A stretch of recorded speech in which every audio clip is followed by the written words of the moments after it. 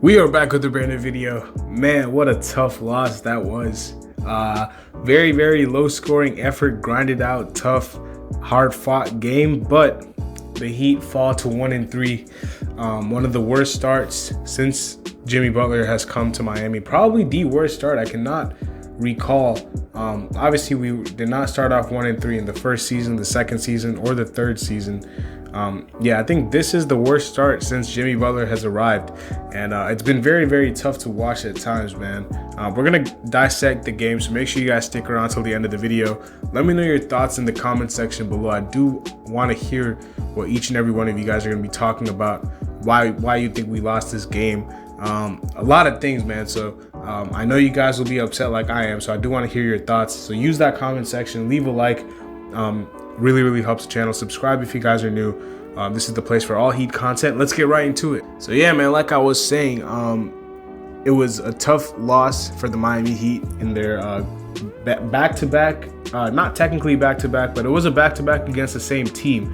So against the same opponent, we beat them the first time, but the second time it was a very tough go-around, especially offensively, man. We could not really get much going offensively, but I do want to talk about some of the things that I saw tonight. First of all, in the first quarter, I really did have to say that the offense and the ball movement was looking pretty good. You know, we were not making too many threes, which is why I ultimately think we lost this game.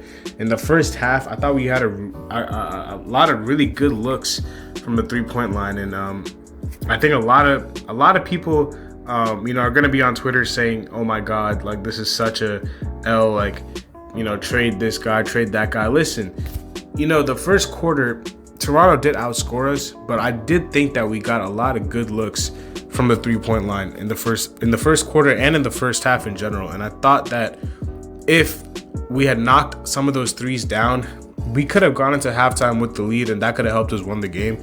Unfortunately, we did not do that, and we put ourselves into a 5-point deficit. I did like the way we defended in the first half. Thought we defended with a lot of intensity, and I did think that being only down 5, if the shots had started falling in the second half, we would be able to pull away with this game. I thought our defense tonight was excellent. I really thought that we fought hard defensively, but unfortunately, it was the same story on the glass. They out-rebounded us. They had more offensive rebounds than we did, and some of their guys really punished us on the glass. Precious Achiuwa tonight had 22 rebounds. A lot of their guys went crazy on the boards, and there's a lot of stuff you cannot control, like that last shot by Gary Trent Jr. That's just a very tough shot. It's a very Strus. I don't know who was the one closing out, but it was a great closeout. Made him pick up his dribble, sidestep under duress with the shot clock expiring. I mean, that's just a very tough shot, and Gary Trent, you got to tip your hat to him. He's a very skilled player, but things you can control are the rebounds, not getting beat on the boards. That's the main thing that we keep.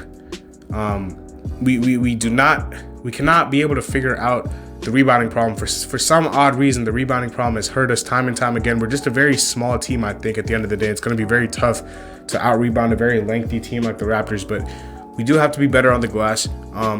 I really thought at the end of the day, the missed shots and the missed threes really were the reason why we lost this game. I thought we played a really good defensive game, but unfortunately we shot 24% from the three. They shot 42%. I mean, they literally flipped our percentage from the three-point line, and that was the story. We both shot the same amount of threes, but they hit 6 more than we did, and I think that's why they won the game at the end of the day.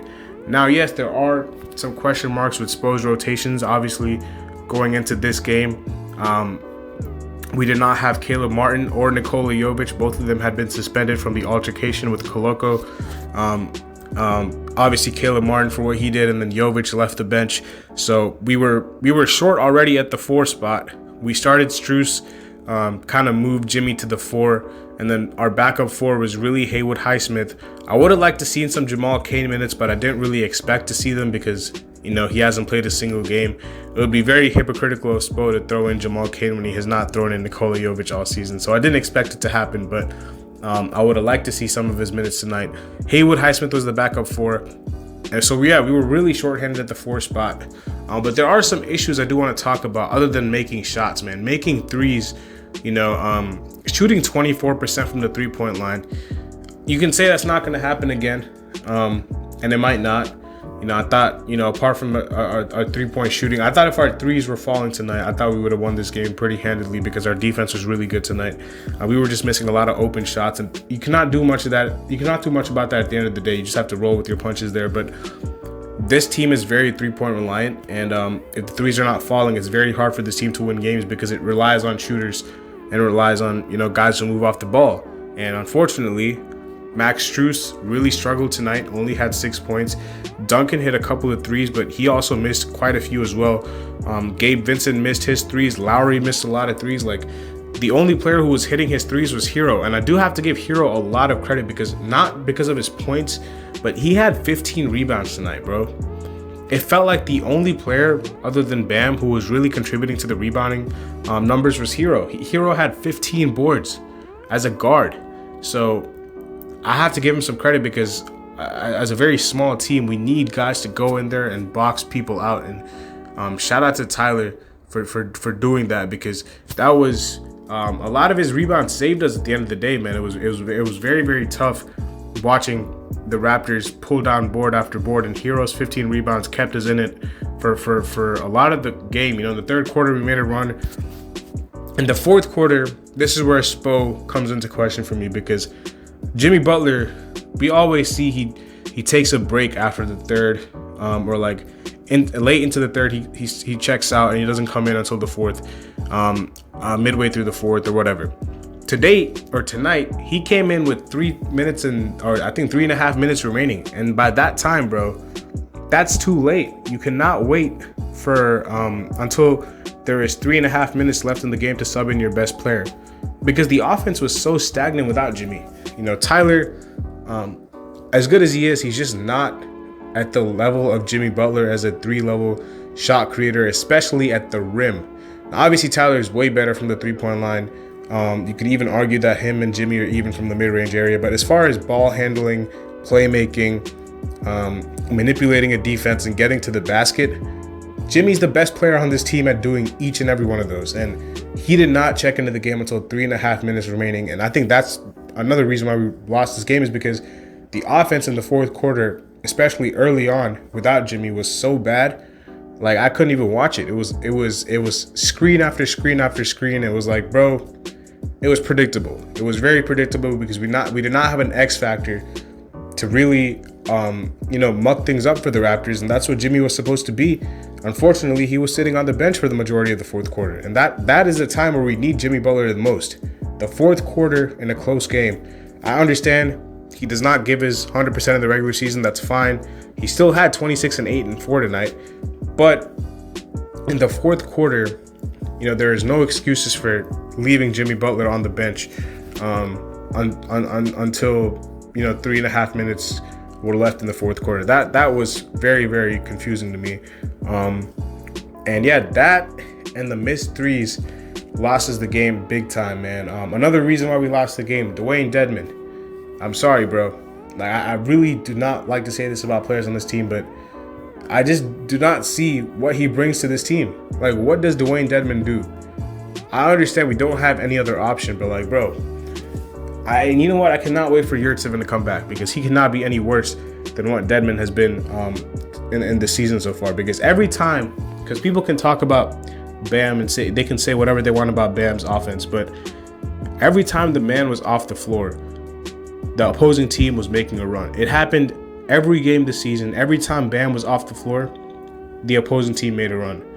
The Raptors made a run tonight. They made a run last night. The Celtics made a huge run in the third when Bam was off the floor in foul trouble. The Bulls made a run. Like, bro, Dwayne Dedmon is cooked. I'm sorry. I just don't think he's it anymore. And the Heat have to really address that backup 5 spot. And you might have to play Jovic going forward, because I don't know how worse he can be than Dwayne Dedmon. Even if Yurtseven is not healthy, play someone else, please. Nikola Jovic is 6'11".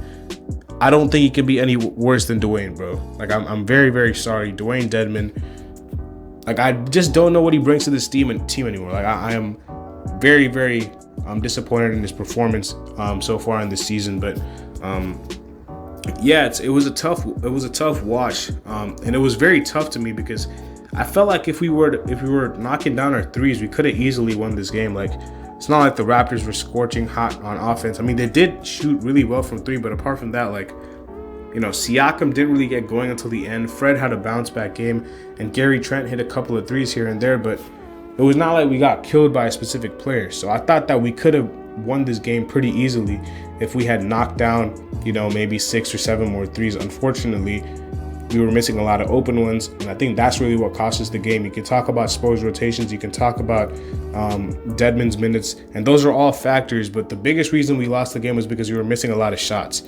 And that's why I'm not panicking too much, because it's like I know we're gonna make shots in these next couple games. I know we'll bounce back, because in the first half there were so many open shots we missed, bro.